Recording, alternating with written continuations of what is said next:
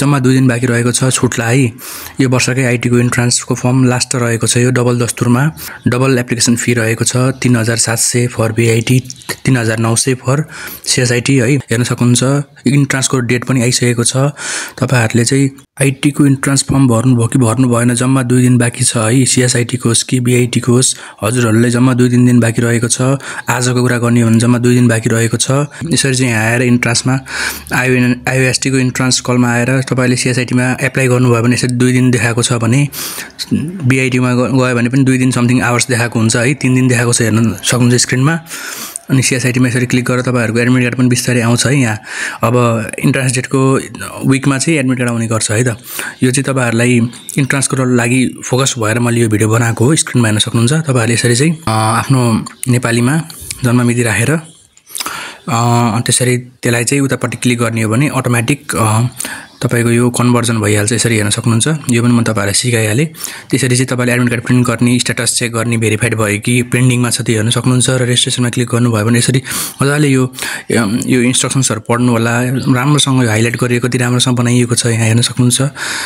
गल्ती गर्नु हुँदैन। यहाँ इमेज पनि 300 केबीको हुनुपर्छ भनेको छ। त्यो 200 केबीको यसरी रेशियोमा हुनुपर्छ भनिएको छ हेर्नु होला। 350 हाई 300 वाइड। र यसपछि हजुरहरुले यहाँ आफ्नो भोजन नम्बर 7-8 डिजिटको कतिको हुन्छ, क्यापिटल लेटर, स्मल लेटर, नम्बरहरु मिसिएको हुन्छ है।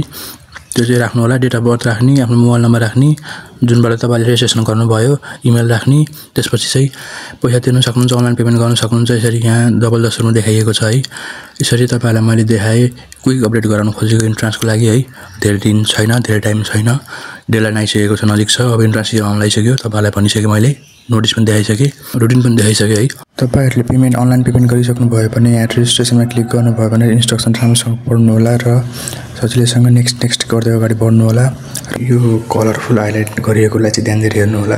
यहाँ चाहिँ इम्पोर्टेन्ट इन्फर्मेसन दिएको छ, इन्स्ट्रक्सन्सहरु दिएको छ। अनलाइन पेमेन्टमा क्लिक गर्यो भने यहाँ चाहिँ डाइरेक्टली रिडाइरेक्ट गरिदिन्छ। यहाँ अनलाइन पेमेन्ट गर्नु पहिला भनेर भोचर नम्बर लिनु भनेर र नेक्स्ट गर्नुभयो भने चाहिँ भोजन नम्बर राखेर, आफ्नो मोबाइल नम्बर राखेर, आफ्नो भ्यालिड इमेल एड्रेस राखेर तपाईहरुले चाहिँ इन्ट्रान्स रेजिस्ट्रेसन एप्लिकेसन एआरएमा जान सक्नुहुन्छ र मजाले आफ्नो एकाडेमिक डकुमेन्ट्सको डिटेलहरु, आफ्नो पर्सनल डिटेल्सहरु राखेर सजिलैसँग इन्ट्रान्स फर्म भर्न सक्नुहुन्छ। हेर्न सक्नुहुन्छ यो डिफ्रेन्ट कोर्सेस रहेको छ आईटीको।